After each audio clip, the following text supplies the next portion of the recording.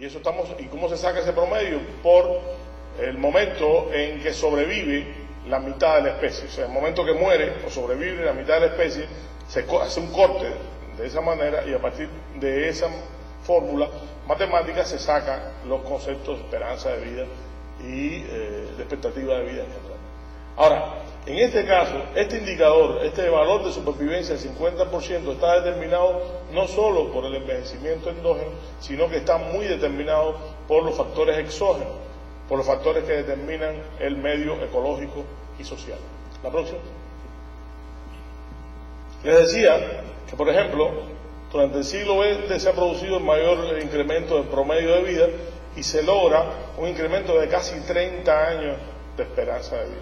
Sin embargo, en toda la historia de la humanidad, el concepto de potencial máximo de vida no se ha incrementado. O sea, hoy no se está seguro que el hombre pueda vivir más allá de 120 años y si en algún momento la ciencia o la capacidad de desarrollo tecnológico puede hacer que nosotros podamos mejorar nuestra capacidad máxima de vida, o sea, llegar a vivir más allá de esos 120 años.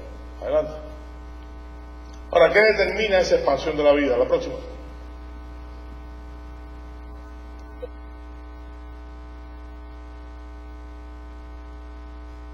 A ustedes no se les escapa que el único ser viviente que tiene una relación coherente hasta cierto punto, pero bidireccional con el medio social en el que se desarrolla es el hombre, y por tanto el medio social es el que ha influido en el desarrollo de la capacidad del individuo, de los humanos para sobrevivir. Adelante.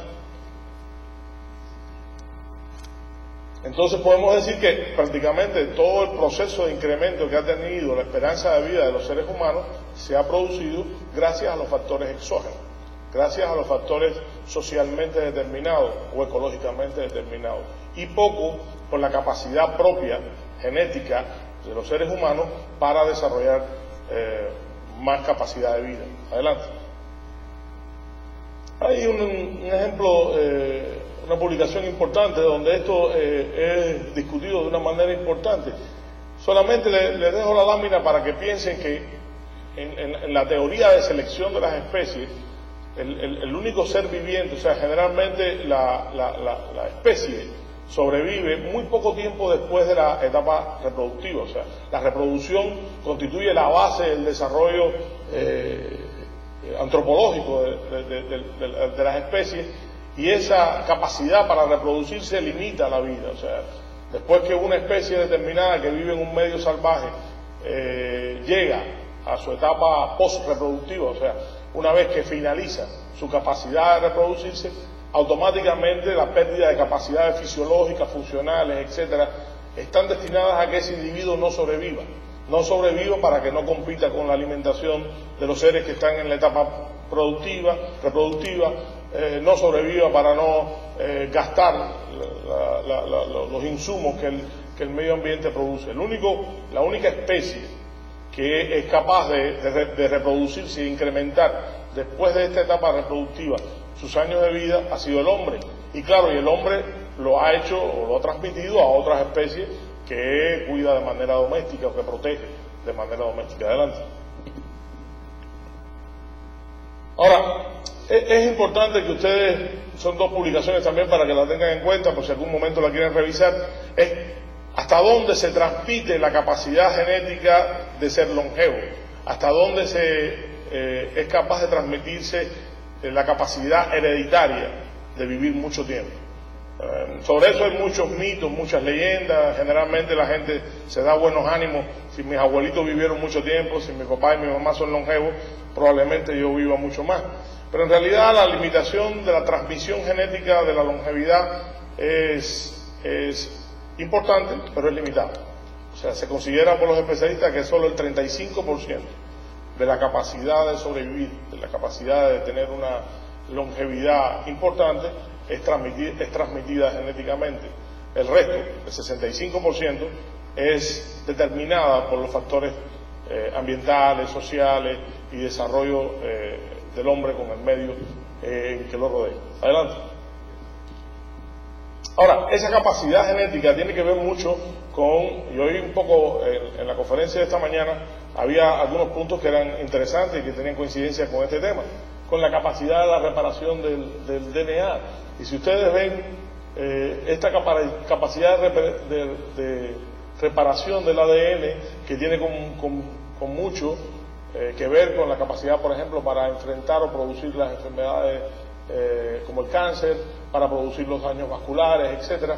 El hombre tiene una situación extremadamente favorable y tiene una capacidad de reparación de DNA mucho más que otras especies, incluyendo algunos mamíferos importantes. Adelante.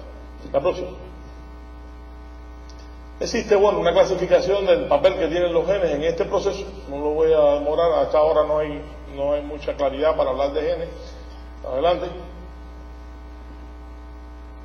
Pero es importante decirle que, reafirmarle lo de la capacidad de heredabilidad de la duración de la vida, que, como les decía, está todo determinado por un 35%. Adelante.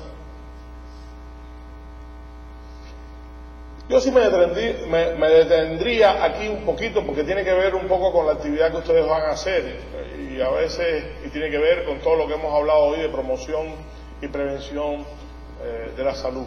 Este es un trabajo que se publicó en el New England Journal of Medicine en el año 98, y es un extremadamente interesante, y analiza la capacidad de sobrevivir de los sujetos por encima de los 65 años y el efecto que tienen sobre esos sujetos los estilos de vida no favorables. ¿Ok? Entonces, como ustedes verán, ahí están las personas de riesgo bajo en negro, las personas de riesgo moderado en verde y las de riesgo alto en azul. La tendencia es que con los años de vida, las personas que tienen factores negativos en sus hábitos de salud, son bebedores, comedores de chicharrón, fumadores, mujeriegos, todo lo que le quieran poner a esas personas que significa un alto riesgo, deja de tener un efecto tan importante como lo tenía en las edades medias de la vida. Eso quiere decir que si usted vivió hasta los 80, los 90 años, probablemente a esa edad ser fumador no es tanto problema, o ser bebedor no es tanto problema. Entonces, eso quiere decir que los que practiquen la prevención y la promoción, y no quiere decir que nosotros no le recomendemos a una persona mayor de 75, 80 años que no coma demasiada grasa, o no quiere decir que no le pidamos que no consuma mucho alcohol. Lo que quiere decir que a esa edad tenemos que tener claro que el efecto, el impacto en realidad de los factores exógenos es menor que el impacto de los factores endógenos, o sea, de la capacidad genética que tiene esa persona que ya llegó a los 80 años para sobrevivir. Y se lo voy a llevar a un segundo número. La esperanza de vida en Suecia al nacer es de alrededor de 80 años. O sea, un sueco tiene una esperanza de vida cuando nace de 80 años hacia adelante. Cuando un haitiano nace, tiene una esperanza de vida de menos de 50 años. O sea, la diferencia en la esperanza de vida al nacer de un sueco, 80 años, de un haitiano, 50 años. O sea que hay una diferencia de 30 años. La esperanza de vida de una persona que en Suecia cumple 60 años, la esperanza de vida geriátrica la llamamos nosotros, o sea, cuánto vive o cuánto puede esperar vivir una persona en Suecia después de los 60 años como promedio, es de 22 años. ¿Ok? La esperanza de una persona que llega en Haití a vivir, o sea, que cumple 60 años, la esperanza de vivir de esa persona es de casi 18 años.